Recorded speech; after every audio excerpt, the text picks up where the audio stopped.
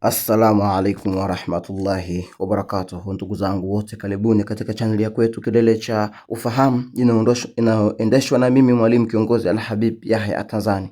Ndugu zangu, na huu ni utabiri adhimu kabisa, utabiri wa mwezi wa kwanza. Ni muhimu sana tunaposema utabiri, tunaweza kukutahadharisha yale mambo ambayo yatakukuta yawe mabaya au mazuri na nini cha kufanya.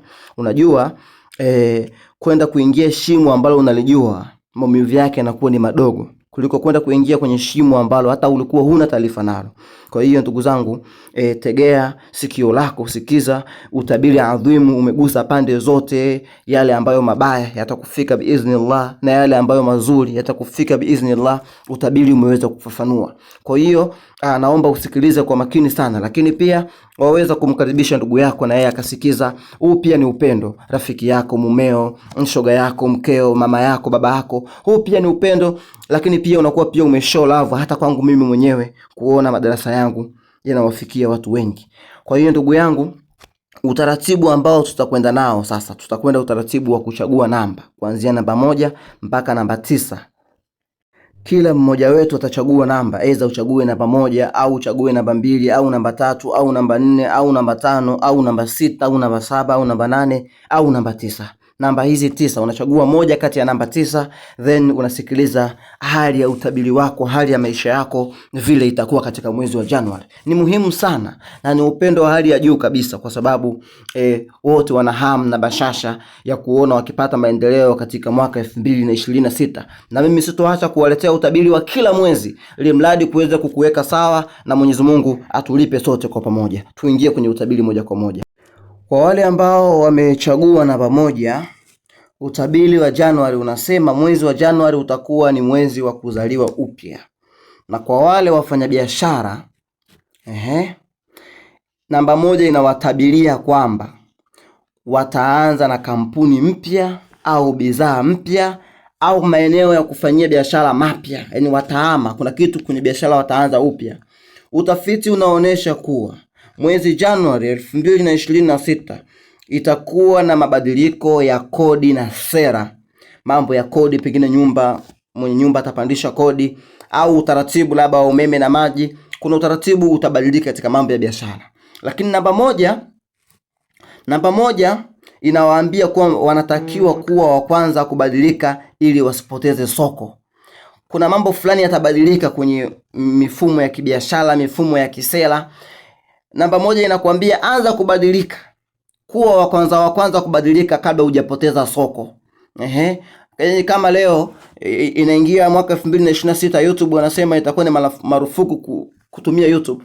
Lazima tubadilike, tutumie mtandao mwingine kabla jina halijafa na kabla watu hawajakata tamaa. Lakini katika upande wa mapenzi na mahusiano, namba 1 inawatabiria kuna hatari ya ubinafsi. Lazima uongoze, kwa mfano nyumbani, yani lazima uongoze ile watu kuzungumza, kwani kuna ashiria kwamba watu watanyamaziana kimya au watanuniana kwenye mwezi wa kwanza. Lakini pia utabiri unatuambia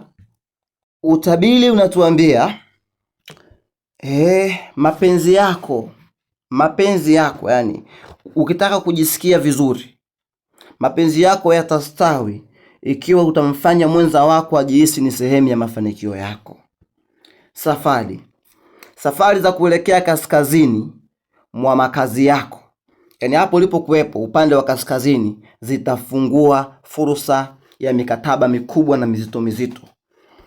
Upande wa matatizo, lakini pia suluhu yake, changamoto itakuwa ni upinzani.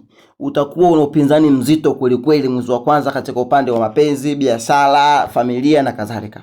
Watu watajaribu kukupinga kwa sababu unaonekana sana.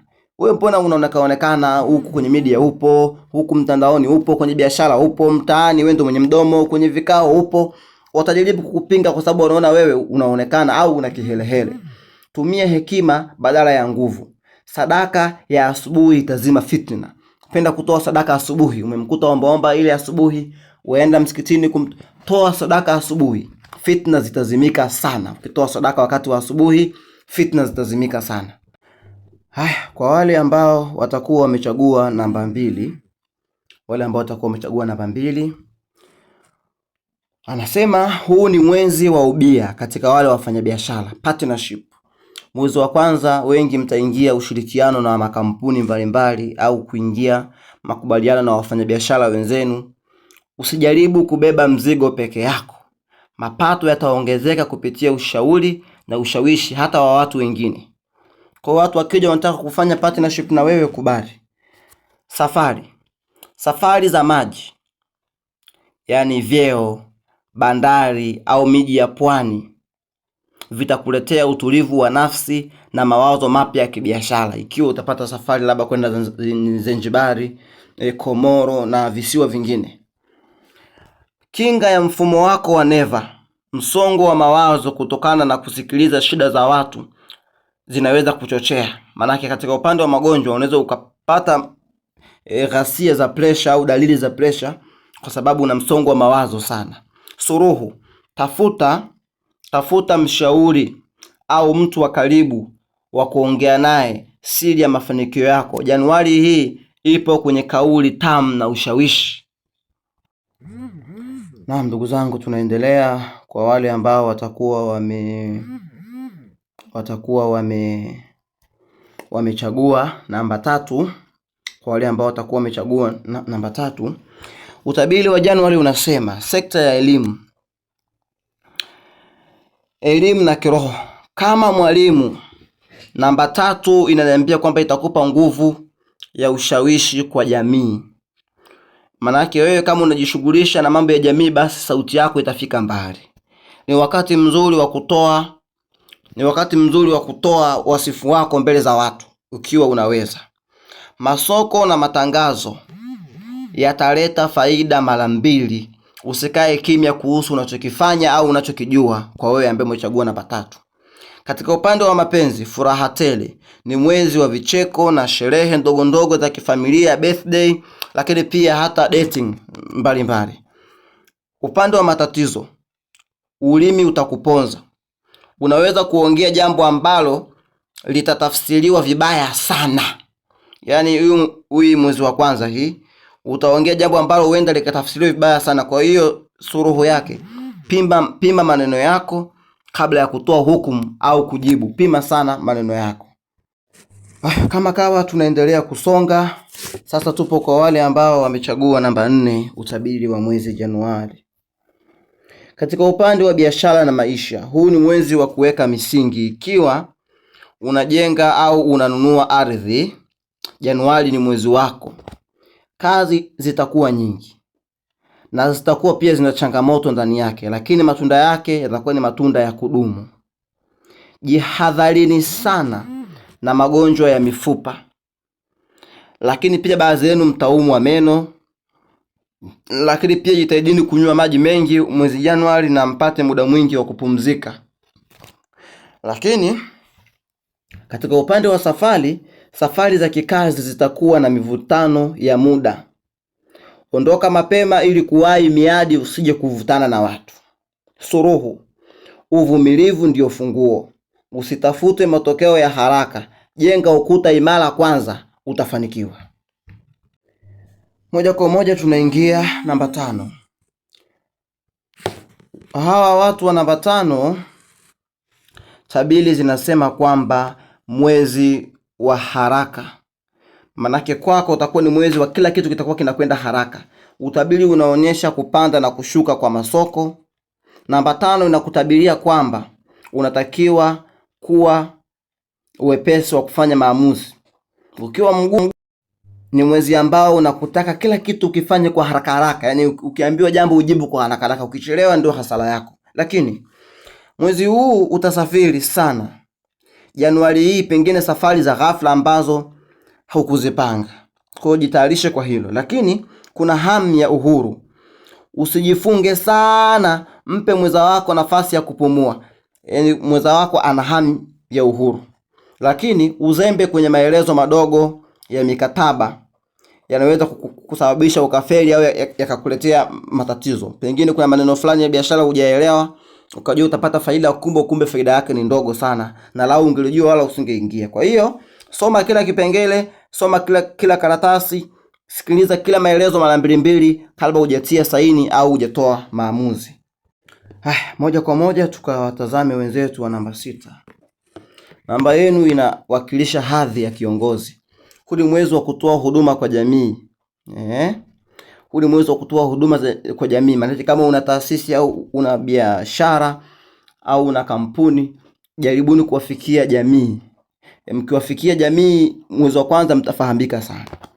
Katika upande wa kibiashara, watu wengi watakuja kukuomba pesa na kadhalika, lakini biashara zinazohusu urembo au mavazi au chakula zitapata neema kubwa kama mnazifanya kwa mwezi Januari. Lakini katika upande wa afya, zingatia koo lako na mapafu.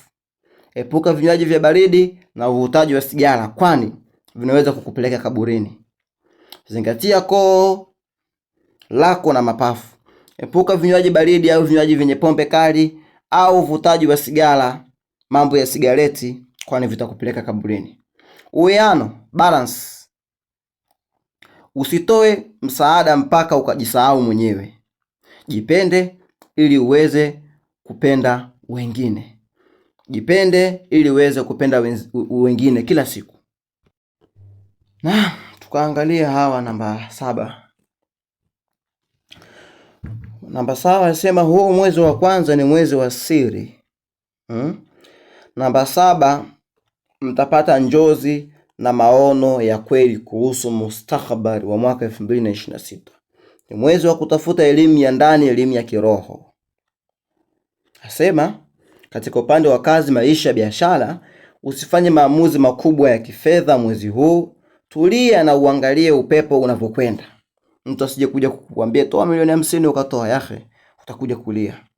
Asema kutengwa au kujihisi mpweke, watu wanaweza kukuona kama mtu mgumu kueleweka, hivyo akasema bora wakuache na maisha yako. Suruhu, itikadi na itifaki. Tumie muda mwingi faragha, hapo ndipo utakapopata jibu la tatizo lako kubwa linalokumeng'enya kila siku. Tutaangalia namba 8 kwa wale ambao wamechagua namba 8.